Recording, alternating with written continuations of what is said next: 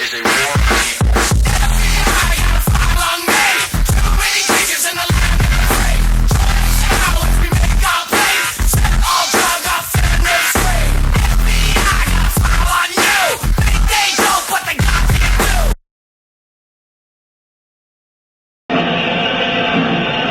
More than 60,000 armed Christians were on their way to reclaim Jerusalem from the infidel. Between 1095 and 1291 AD, the Pope launched 7 bloodbaths called the Christian Crusades, torturing, burning, beheading, and mass murdering hundreds of thousands of Muslims and Jews in the name of God. The Pope's brutal soldiers were called Knights Templar, or Knights of the Temple of Solomon, and evolved into today's secretive brotherhood called the Freemasons. Between 1450 and 1700 AD, the Catholic Church followed up their holy terror with the Inquisition. Based on rumors of practicing witchcraft, the Catholic Church hunted down, tortured, and burned alive millions of innocent women at the stake.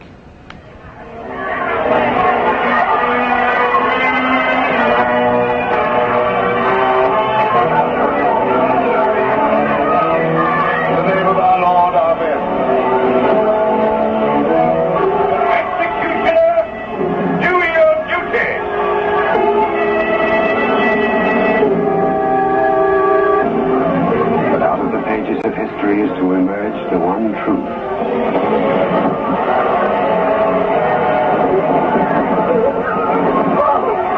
Father, thank you. And may the angels lead thee into paradise. During World War II, the Vatican was criticized for supporting Hitler and his Nazi regime. To this day, the Vatican is still under investigation for plundering Nazi gold from the Swiss bank accounts of Jewish Holocaust victims. Over the past 5 decades, more than 1,500 priests and bishops have been identified in the sexual assault of tens of thousands of boys and girls in their trusting congregations and orphanages. Why is this filthy rich institution preaching spiritual values of poverty and chastity while cardinals, bishops, and priests cover up their crimes of sexual abuse? Why has the Church fought and resisted the compensation claims of their sexually, emotionally, and spiritually traumatized victims? Like Vatican City, London's inner city is also a privately owned corporation or city-state, located right smack in the heart of Greater London. It became a sovereign state in 1694 when King William III of Orange privatized and turned the Bank of England over to the bankers. By 1812, Nathan Rothschild crashed the English stock market and scammed control of the Bank of England. Today, the city-state of London is the world's financial power center and the wealthiest square mile on the face of the earth. It houses the Rothschild-controlled Bank of England, Lloyd's of London, the London Stock Exchange, all British banks, the branch offices of 385 foreign banks, and 70 U.S. banks. It has its own courts, its own laws, its own flag, and its own police force. It's not part of Greater London or England or the British Commonwealth and pays no taxes. The city-state of London houses Fleet Street's newspaper and publishing monopolies. It is also the headquarters for worldwide English Freemasonry and headquarters for the worldwide money cartel known as the Crown. Contrary to popular belief, the Crown is not the royal family or the British monarch. The Crown is the private corporate city-state of London. It has a council of 12 members who rule the corporation under a mayor called the Lord Mayor. The Lord Mayor and his 12-member council serve as proxies or representatives who sit in for 13 of the world's wealthiest, most powerful banking families. This ring of 13 ruling families includes the Rothschild family,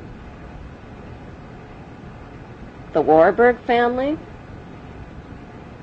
the Oppenheimer family, and the Schiff family. These families and their descendants run the Crown Corporation of London. The Crown Corporation holds the title to worldwide Crown land in Crown colonies like Canada, Australia, and New Zealand. The British Parliament and the British Prime Minister serve as a public front for the hidden power of these ruling Crown families. Like the city-state of London and the Vatican, a third city-state was officially created in 1982. That city-state is called the District of Columbia and is located on 10 square miles of land in the heart of Washington. The District of Columbia flies its own flag and has its own independent constitution. Although geographically separate, the city-states of London, the Vatican, and the District of Columbia are one interlocking empire called Empire of the City. The flag of Washington's District of Columbia has 3 red stars, one for each city-state in the 3-city empire. This corporate empire of 3 city-states controls the world economically through London's inner city, militarily through the District of Columbia, and spiritually through the Vatican. The Constitution for the District of Columbia operates under a tyrannical Roman law known as Lex Fori, which bears no resemblance to the U.S. Constitution. When Congress passed the Act of 1871, it created a separate corporate government for the District of Columbia. This treasonous act allowed the District of Columbia to operate as a corporation outside the original Constitution of the United States and outside of the best interests of American citizens.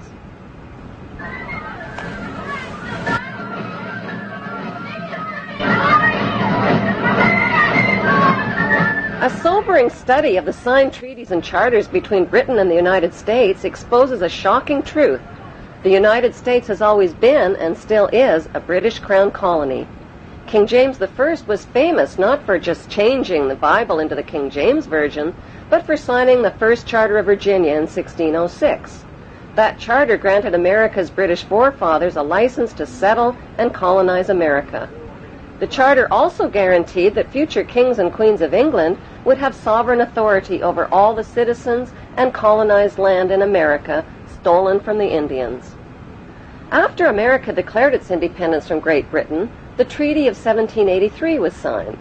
That treaty specifically identifies the King of England as the Prince of the United States and contradicts the belief that America won the War of Independence. Although King George III of England gave up most of his claims over his American colonies, he kept his right to continue receiving payment for his business venture of colonizing America. If America had really won the War of Independence, they would never have agreed to pay debts and reparations to the King of England.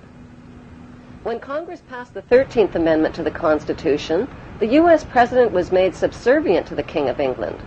The 13th Amendment is called the Title of Nobility Amendment and forbids U.S. presidents and their officials from using royal titles like king or prince or baron. For some mysterious reason, the 13th Amendment, which was ratified in 1810, no longer appears on current copies of the Constitution. America's blood-soaked War of Independence against the British bankrupted America and turned its citizens into permanent debt slaves of the king. In the War of 1812, the British torched and burned to the ground the White House and all U.S. government buildings and destroyed ratification records of the U.S. Constitution. 1 century later, a corrupt U.S. Congress committed the biggest theft in world history. They passed Paul Warburg's Federal Reserve Act in 1913, handing over America's gold and silver reserves and total control of America's economy to the Rothschild banksters. Most Americans still believe that the Fed, or Federal Reserve, is the government. It is not. The Fed is a privately owned banking system whose majority Class A shareholders are the Rothschilds, Warburgs, Kuhn and Loeb, J.P. Morgan, Rockefeller, Israel Seif, and the Lehman Brothers. This private banking cartel is the Fed and is never audited and never pays taxes. They print and design America's money, which displays their symbols of an Egyptian pyramid, a Masonic all-seeing eye, and the words "In God We Trust." Who exactly is the God they trust? They also collect American taxpayers' money through the IRS. Then they loan it back again with interest to pay for roads, bridges, and other public works.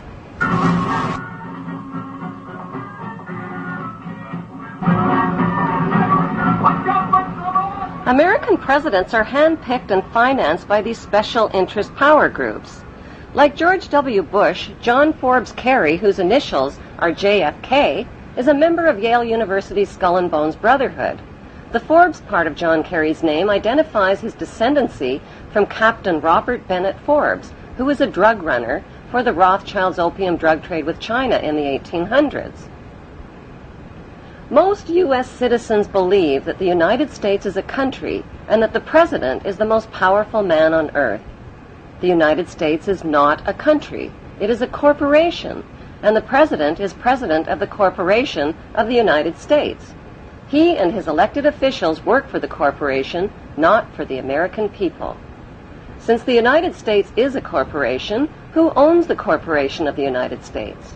Like Canada and Australia, whose leaders are prime ministers of the Queen and whose land is called Crown Land, the United States is just another Crown colony. Crown colonies are controlled by the empire of 3 city-states. At the center of each city-state is a towering, phallic-shaped stone monument called an obelisk that points skyward. In D.C. city-state, the obelisk, known as the Washington Monument, was dedicated to Freemason George Washington by the Freemason Grand Lodge of the District of Columbia.